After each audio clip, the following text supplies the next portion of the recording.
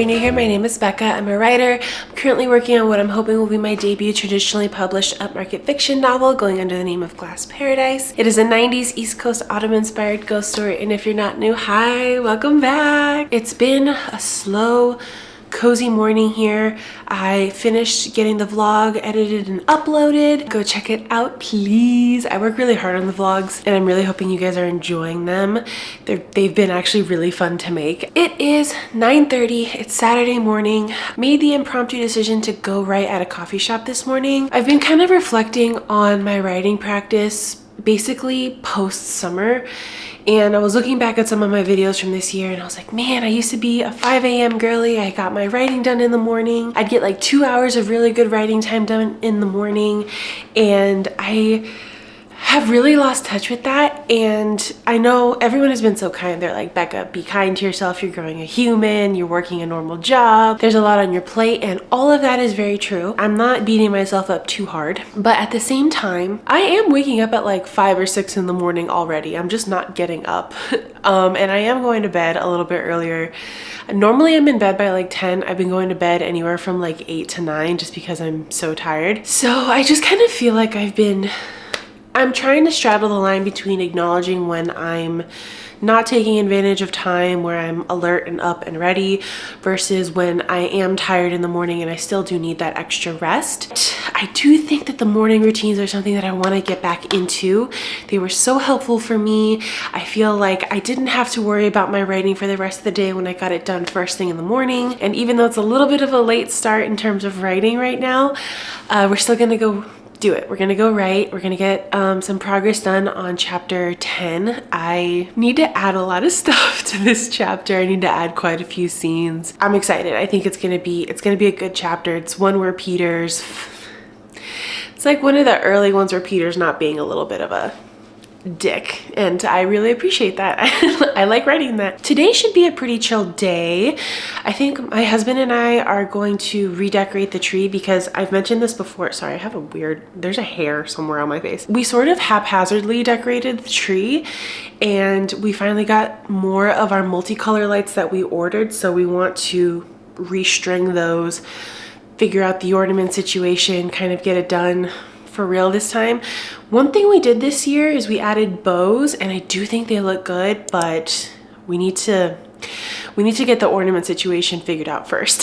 So I want to do that, and then I think we're actually going to go watch the Five Nights at Freddy's 2 movie. If you've been a watcher of this channel for any period of time, you'll know that I am a big Let's Player / Markiplier / gaming YouTube fanatic. And so I was around when the Five Nights at Freddy's hype took off, especially when Markiplier started doing his series, his Let's Play series on that. I was a really big fan of the first movie. It's not quite as scary as it is campy, but it's also like fun to see it on screen.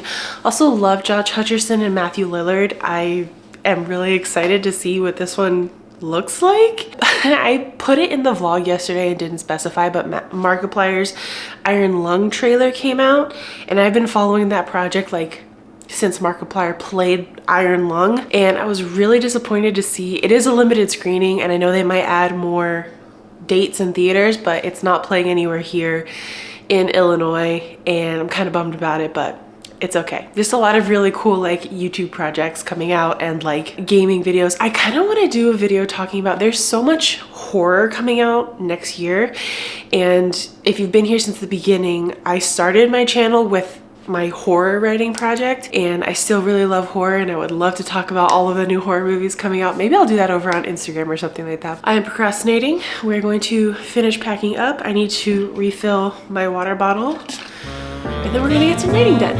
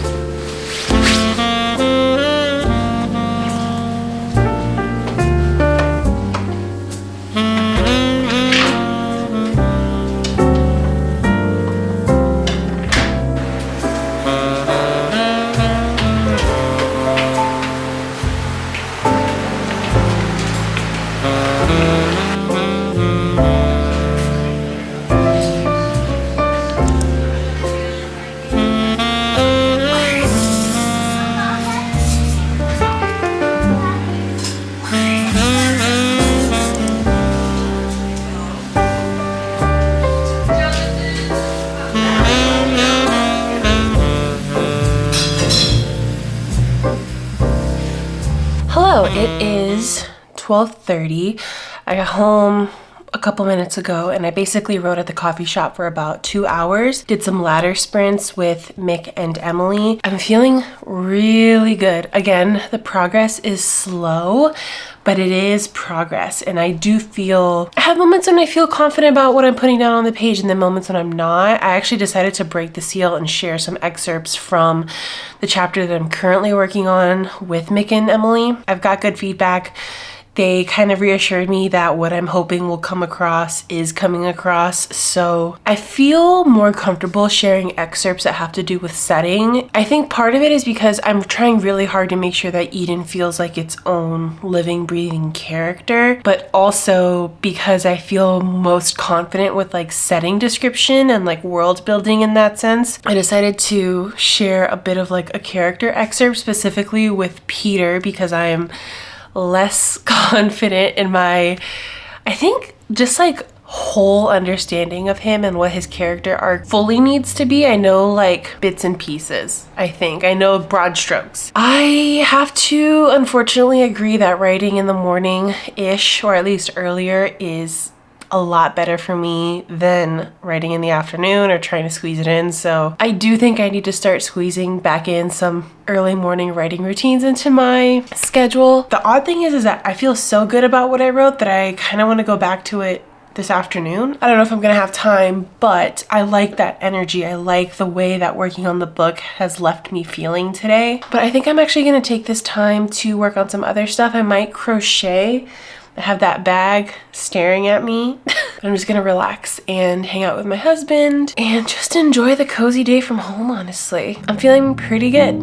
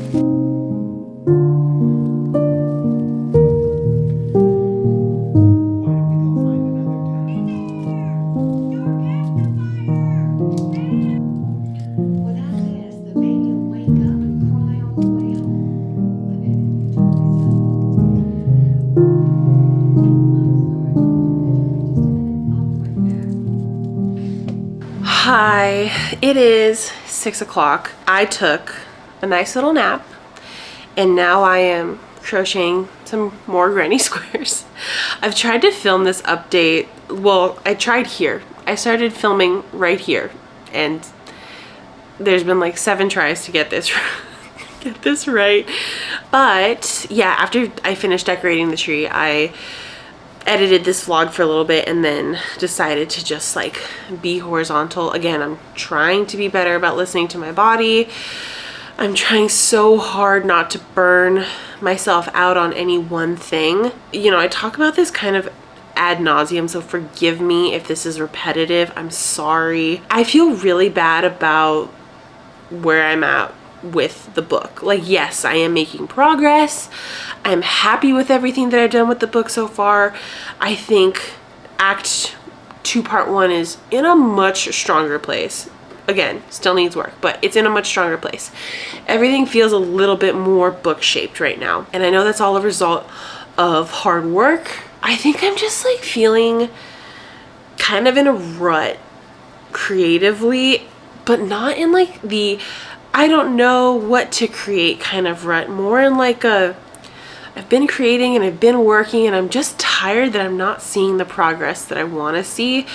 And I think I mean that both with like YouTube and writing. I wanted to be much further along in this process of writing this book. And I think that was really naive of me. I know that was really naive of me because this is albeit like the second true time that I'm working on a project of this length for this long, it is still really the first time I'm sinking this much time and effort into it, into something, into anything. And when it comes to YouTube, you know, this is like the hobby, but it's still the hobby that I take seriously. It's something that I want to grow and nourish, and I don't know, things just feel really stagnant. I think that's just my attitude with like a lot of things lately, not in like a negative way, but I think I've just been desperate to grow in so many facets of my creative life. And I haven't seen, I think, the big kind of growth that I've been desperate for, but there has been growth. There has been slow, steady growth. And I think that the place where I've seen the biggest jumps in growth have been in my personal life. As someone that for so long thought so much of her was quote unquote wrong, I'm very proud of that. You know, I think if you've been around since the beginning, when I like first started my channel, you know, I started this when I was in like a really bad spot. I was unemployed.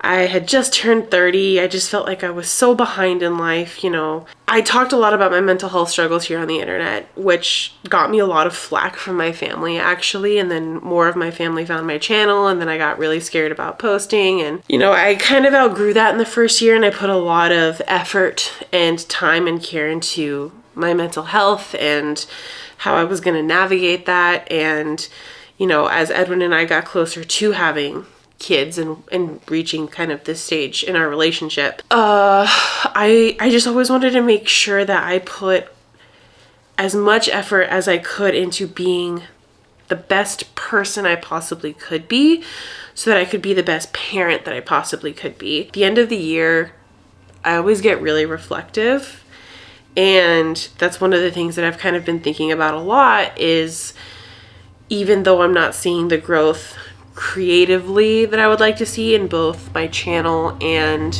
in my writing project, the growth that I have seen in my relationships, in my personal life, in the way that I handle difficult things, in the way that I make responsible decisions now, in the way that I think I speak and carry myself. I am a version of myself that I always dreamed I would be.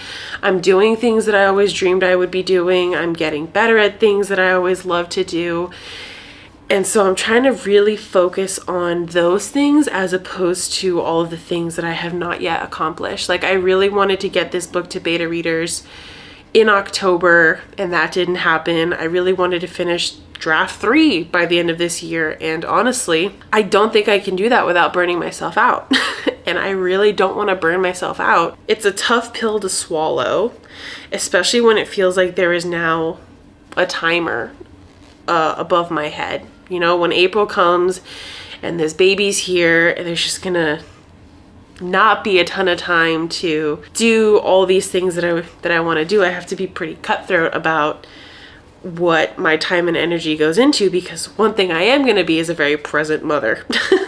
And I'm gonna do everything I can to like be there for my kid and for my family. And so yeah, I don't know what the point of this conversation was. It's not anything like too deep. I think it's just kind of like I'm bummed about not being where I want to be with book and YouTube, but I am proud of who I am, and I think the kind of friend I've become, the kind of partner I've become, the kind of person I am now, and co-worker and worker, and just, I think I struggle sometimes because my writing channel, or my channel is a writing channel, but it's also like lifestyle. And if there's one thing that I've always wanted to do with being online, it's being real and vulnerable in a way that isn't just like doom and gloom. There are definitely moments like that in everyone's life. There's definite moments of doubt. There's moments of insecurity. I think the big thing that I set out to do this year was, there's this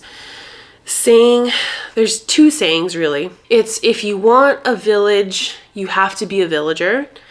And the price of friendship is inconvenience, right? So like going out of your way to be there for people and not just being there for them when it's convenient for you.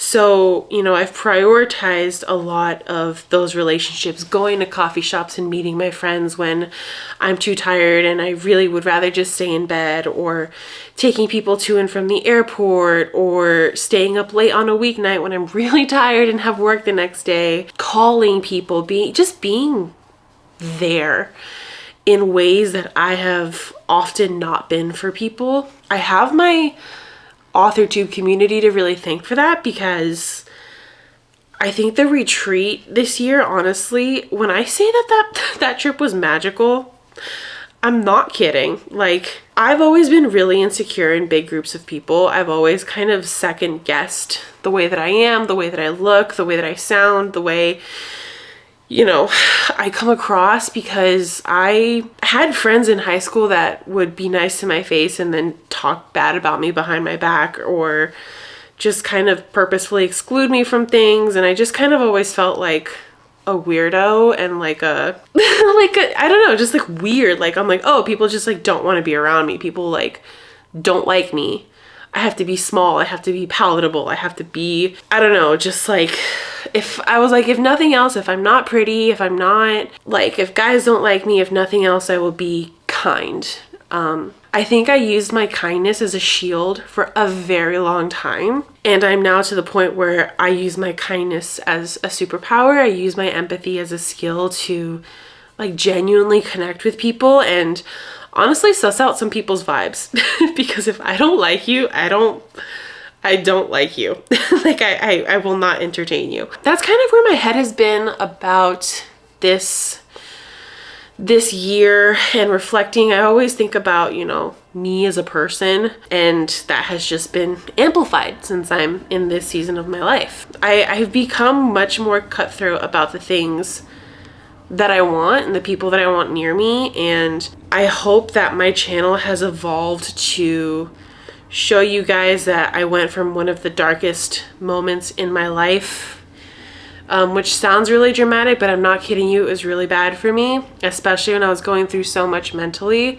And it took a really long time to kind of get a hold of that and really take control of not only my thoughts, but like myself. And I hope that in the way that I've handled that, and the way that I've carried myself on my channel with both my creativity and just, I think, my life, period, I hope that has inspired some of you to not only give yourselves grace, but also believe that you are tough enough to handle the things that come your way. Jesus Christ, I'm gonna get emotional. Oh my gosh. Of everything that I've done this year, I am super proud of the way that I've continued to show up. Even if progress is incremental, even if growth is incremental, even if I'm tired, even if I feel just run down, I think I'm proud of the way that I've continued to show up for the people that I love and the things that I love. And I think it's only gonna make me a better mom and a better person at the end of the day, but it is all still a crapshoot. I feel like as soon as I get kind of my life in a groove, I feel like as soon as I kind of fall into a routine with things, something happens and I have to learn the same lessons sometimes over and over again before they really stick. Anyway, I finished my granny square.